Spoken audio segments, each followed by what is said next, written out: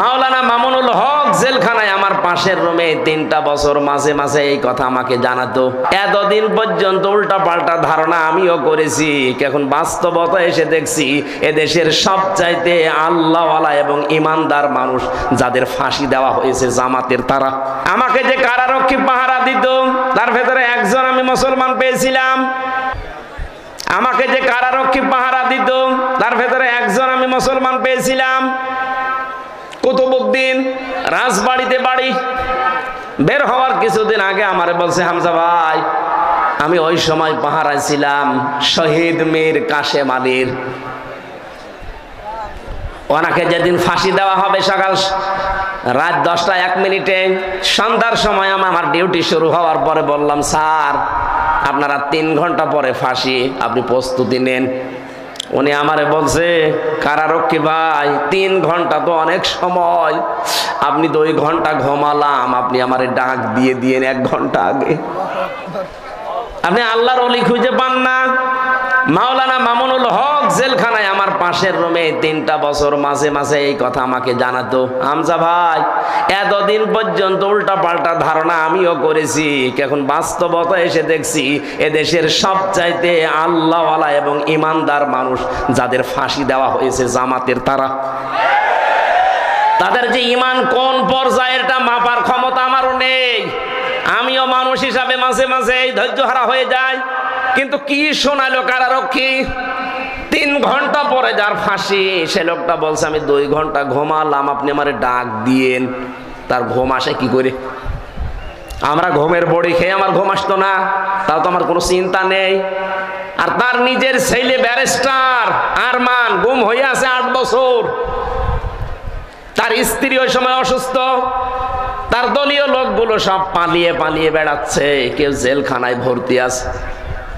বাংলাদেশের ভেতরে একটা ম্যাগনেট ছিল, হাজার লক্ষ মানুষের কর্মসংস্থান তৈরি করে দিয়েছে। সেই লোকটা মাত্র 3 ঘন্টা পরে ফাঁসি বলছে আমি ঘুমালাম। দেখলাম ঠিক 2 ঘন্টা পরে ডাক দিলাম, উনি উঠলেন। গোসল করার পরে ওযু করার পরে এসে নামাজ শেষ করে আমারে বলছে এবার চলেন। চলেন মানে আপনি যদি নিয়ে যেতে না পারেন তাহলে জল্লাদকে ডাক দেন, কারণ সময় আর বেশি নেই। মনে আছে শ্বশুর বাড়ি যাবে, তাড়াতাড়ি করছে। আমার ওই সময় আমাকে কারারক্ষী বলেছে, ভাই আমার তো মনে এখনো পর্যন্ত বিশ্বাস হয় না যে ঘুমাইলো কি করে, ওনার এত চিন্তায় ঘুম আসলো কি করে। আমি বলেছিলাম, কুতুব ভাই ঘুম কেন এসেছে আমি বুঝতে পেরেছি। সূরা হামিম সেজদার 30 নম্বর আয়াতে আল্লাহ 1500 বছর আগে তার ঘুমের কাহিনী জানিয়েছেন।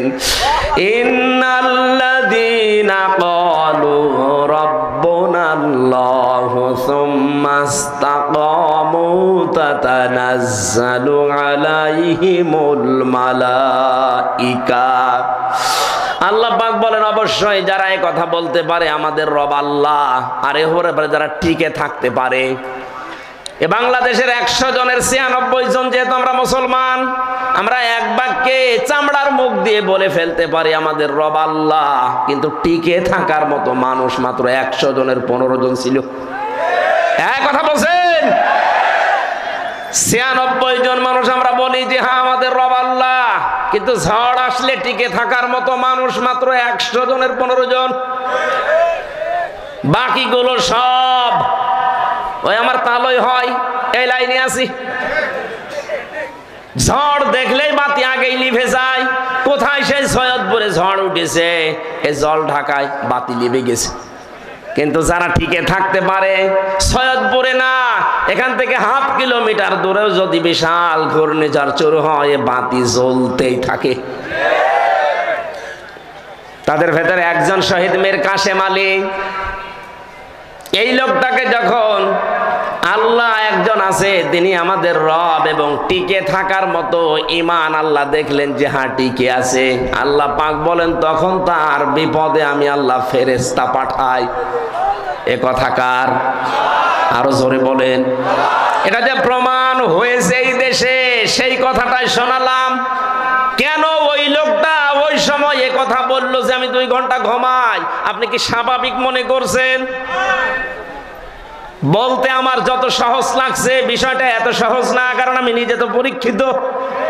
ঘুমের পাওয়ার আলা বড়ি খাওয়ার পরেও আমার ঘুম আসতো না, আর তার বিনা চিন্তায়, কোনো চিন্তাই নেই। আমার তো মনে হচ্ছিল যে আল্লাহ যেন নিজে ফেরেশতা পাঠিয়ে তার কানের কাছে এই কথা শোনাচ্ছে, আল্লাহ তাখাফু ওয়ালা তাহজানু, কোনো ভয় নেই, কোনো চিন্তা নেই। আয়াতের তাফসীর পড়তে গিয়ে আমি দুইটা বিষয় পেয়েছি। ফেরেশতারা আসার পরে কানের কাছে মুখ নিয়ে জানাতে থাকে, মীর কাসেম আলী ভয় পাবেন না। কিসের জন্য ভয় করেন আপনি? ওই যে জান্নাত দেখা যাচ্ছে, ওয়াবশিরু বিল জান্নাহ। দুই নম্বরে ভয় নেই, চিন্তাও নেই। কিসের চিন্তা?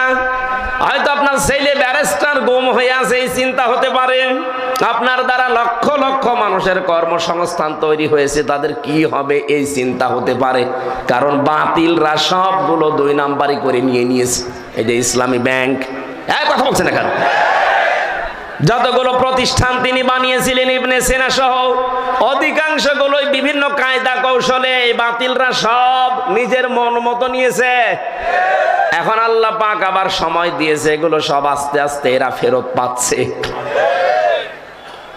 ইসলামী ব্যাংক এখন আবার দাঁড়িয়ে যাবে, কারণ যত টাকা আপনি আত্মসাৎ করেছেন সব এখন ফেরত নেওয়া হচ্ছে।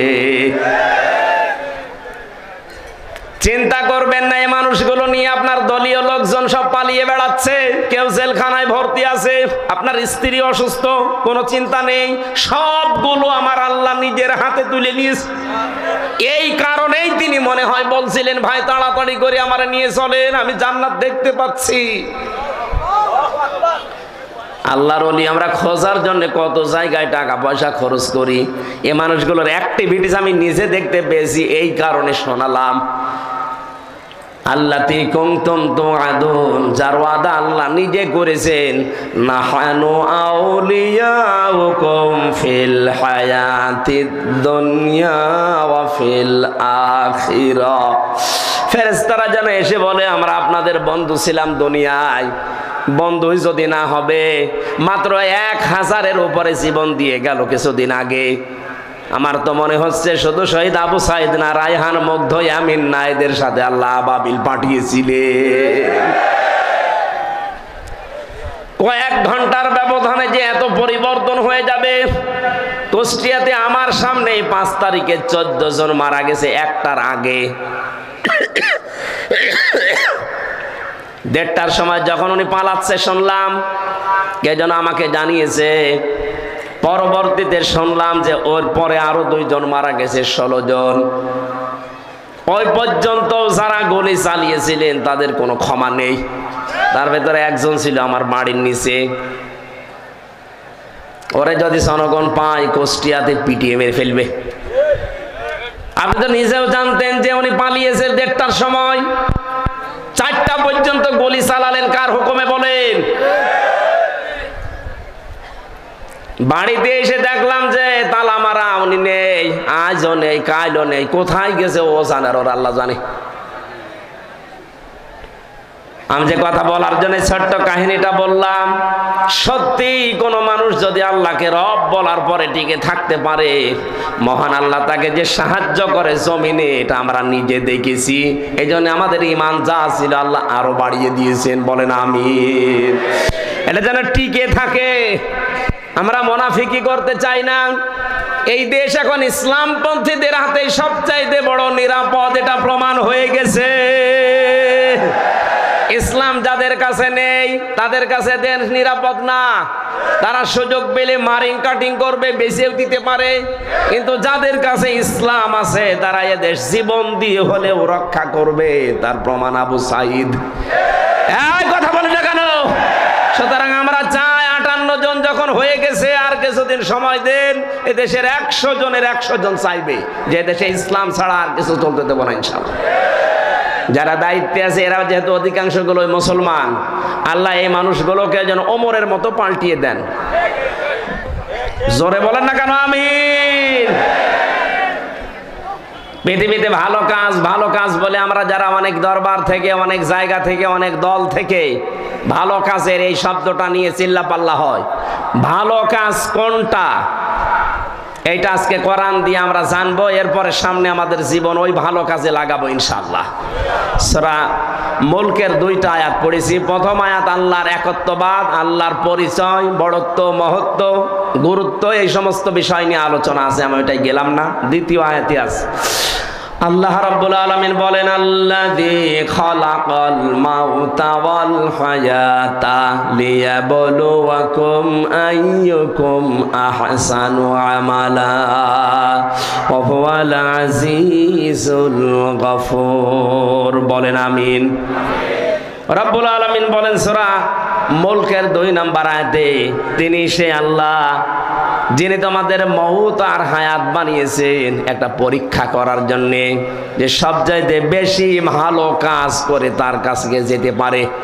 আমরা যেহেতু সবাই যাওয়া লাগবে, এটা আপনি যেতে চান আর না চান যাওয়াই লাগবে, এটাই ফাইনাল। কথা বলেন।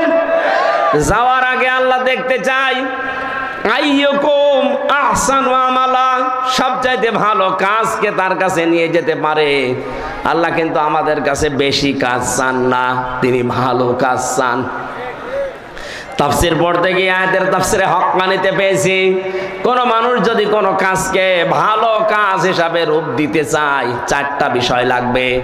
আপনি আমি ভালো কাজ মনে করে করলে ওটা ভালো হবে না। ওটার শর্ত কয়টা? 4টা। বলেন বলেন। 1 নম্বরে ভালো কাজ করতে হলে ওই বিষয়ে জ্ঞান লাগবে, যেটা আরবিতে এলেম বলে। যে কোনো কাজ করার আগে ওই বিষয়ের জ্ঞান অর্জন করা লাগবে আগে। 2 নম্বরে আপনার নিয়ত হওয়া লাগবে পরিশুদ্ধ। দুনিয়ার মানুষকে দেখে ভালো বলবে, কে খারাপ বলবে না। এই কাজটা আমি করছি আমার মালিকের জন্য। জোরে বলেন আল্লাহু আকবার। 3 নম্বরে এই কাজ করতে গেলে যদি বাধা বিপত্তি আসে, ধৈর্য ধারণ করা লাগবে। 4 নম্বরে এই কাজের ভেতরে ইখলাস লাগবে। বলেন কি লাগবে? এই 4টা বিষয় আমি বাস্তবে অনেকের ভেতরে পাচ্ছি, এজন্য তাদের কাজগুলো আমার কাছে ভালো মনে হয়। আজ দেখেন এই দেশে কত মানুষ কত কাজ করার পরে ভালো কাজ বলে চালিয়ে দিচ্ছে, কিন্তু কাজটা সম্পর্কে সঠিকভাবে তথ্য জানা না থাকার কারণে কাজটা হওয়ার আগেই ভেঙে পড়ছে। কুষ্টিয়ায় মেডিকেল কলেজ বানিয়েছে।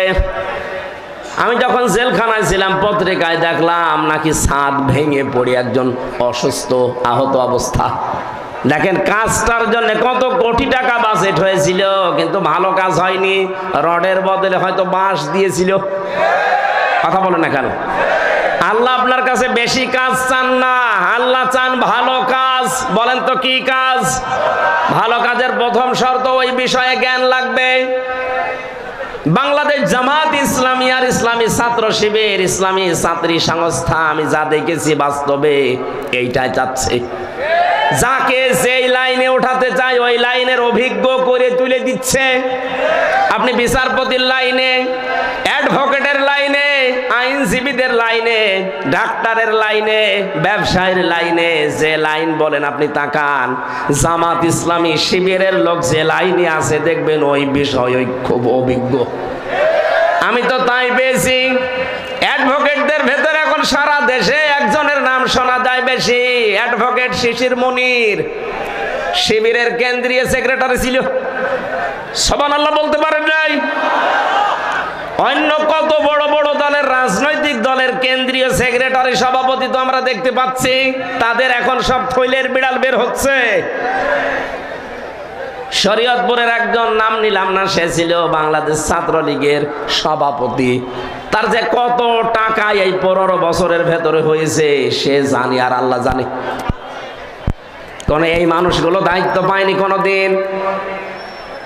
এদেরকে আপনি একটু দিয়ে দেখেন তো, যার 10,000 টাকা নিয়ে দায়িত্ব দিয়েছেন, 20 বছর পালন করার পরে 11,000 হবে না, 10,000 চাইতে আরো কমবে।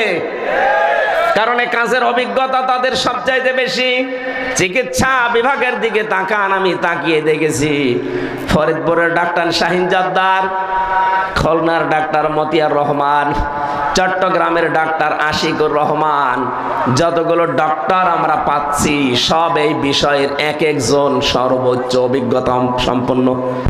ডাক্তার মতিউর রহমানের নাম বললাম, সারা পৃথিবীর ভেতরে 8 জনের নাম পেয়েছি আমরা, যে মানুষগুলো অপারেশন করে ছাড়া কম্পিউটারের মাধ্যমে পিত্তথলির পাথর বের করার অভিজ্ঞতা সবচাইতে বেশি। শুধু বাংলাদেশ না, সারা পৃথিবীর ভেতরে, তার ভেতর উনি একজন। এই মানুষগুলো সব এখান থেকে তৈরি হওয়া। এজন্য ভালো কাজ যদি আমরা করতে চাই, আগে ওই বিষয়ের অভিজ্ঞতা থাকা লাগবে, আমাদের এলেম থাকা লাগবে, জ্ঞান থাকা লাগবে। 2 নম্বরে কি বললাম? এলেম থাকলেই হবে না, ওই বিষয়ে নিয়ত ঠিক করা লাগবে। বাস্তবে আমি যতটুকু ওয়াজ করছি আমি দেখতে পাচ্ছি এদের নিয়ত 100-তে 100 ভাগ সহি। 3 নম্বরে ধৈর্য ধারণ করা, এটাও আমি পেয়েছি। টিকে থাকতে গিয়ে 15.5 বছরে কত ধৈর্যের পরীক্ষা যে দেওয়া লেগেছে ওই জায়গাগুলোতে, আপনি হয়তো বাস্তবে টের পাননি, আমি নিজে টের পেয়েছি। বৈষম্য বিরোধী ছাত্র আন্দোলন এমনি শুরু হয়নি, 15.5 বছরে ফার্স্ট ক্লাস ফার্স্ট হওয়ার পরেও 80 রোল নাম্বার সে জায়গায় চলে যায় টাকা দিয়ে, আর 1 রোল নাম্বার সে চলে যায় একেবারে পেছনের লাইনে। এই কারণে আন্দোলন আরম্ভ হয়েছিল। সুতরাং ধৈর্যের পরীক্ষায় তারা উত্তীর্ণ হয়ে গেছে। 4 নম্বরে যেটা ইখলাস, এটা আমার ছাড়া তো আপনি বেশি বুঝবেন না, আমি তো নিজে পরীক্ষা করে দেখছি ইখলাস কার ভেতরে বেশি। এমন একটা দলের নাম বলছি যে দলে লক্ষ লক্ষ মানুষ এই দেশে এখন, কিন্তু একটা বেনামাজি নেই। সুবহানাল্লাহ বলতে পারেন না? একটা দুর্নীতি করেছে এমন প্রমাণ নেই, অথচ তারাও রাষ্ট্রের বড় বড় দায়িত্ব পালন করেছে। চরিত্রহীন নেই, জেনাখোর নেই, এমনকি বিড়ি খায় এমন মানুষ এই দলে নেই। এর চাইতে আস্থার জায়গা যদি কোনো জায়গায় পান, আপনি আমারে নিয়ে চলেন, আমি সেখানে যাব। কিন্তু এর চাইতে আস্থার জায়গা যদি না থাকে, আহ্বান জানাচ্ছি ফিরে আসেন। বলবেন যে আমরা তো দাওয়াত দেয়নি, দাওয়াত দিয়ে গেলাম। আল্লাহ আমাদের মওত আর হায়াত বানিয়ে পাঠিয়েছিলেন ভালো কাজ করার জন্য। 2 নম্বর ব্যাখ্যায় আসছি, এ পৃথিবীতে সবচাইতে ভালো কাজ আল্লাহ পাক যাকে জানিয়েছেন তিনি আমাদের রাসূল। কথা বলেন না কেন? রাসূলের কাছ থেকে ভালো কাজটা যারা শিখেছে তারা হচ্ছে সাহাবায়ে কেরাম। বলেন, সাহাবায়ে কেরামের দিকে তাকান, তারা সবচাইতে ভালো কাজ বুঝতো এই জমিনে আল্লাহর বিধান কায়েম করা। এই জন্য মাঝ মুআব্বিজের মতো মাত্র 12 বছর 13 বছরের বালক ভালো কাজ এটা জানার পরে নিজের গুড়মুড়িকে উঁচু করে জিহাদের ময়দানে যাবার জন্য চেষ্টা চালিয়েছে। যেহেতু এটা এখন ভালো কাজ পৃথিবীতে, আমরা চাই আল্লাহর এই জমিনে 56,000 বর্গ মাইলে আল্লাহর বিধান কি করে কায়েম করা যায় সেই চেষ্টা করা, এটা ভালো কাজ। এটা কি কাজ? এর জন্য যদি সময় দেওয়া লাগে, এর জন্য যদি টাকা পয়সা খরচ করা লাগে, এই ভালো কাজ করতে রাজি আছেন না নেই? আজ 53 বছর বাবা চালিয়েছে, স্বামী চালিয়েছে, চাচা চালিয়েছে, বোন চালিয়েছে, ম্যাডাম চালিয়েছে, শুধু এখন দেখতে বাকি আছে আল্লাহর এই কোরআন দিয়ে দেশ চললে কেমন দেখা যায়। আমার বড় আশা এটা দিয়ে বাংলাদেশ চলছে, এটা যেন আমি দেখে মরতে পারি। কারা কারা এটা জান দেখি? লিল্লাহে তাকবীর।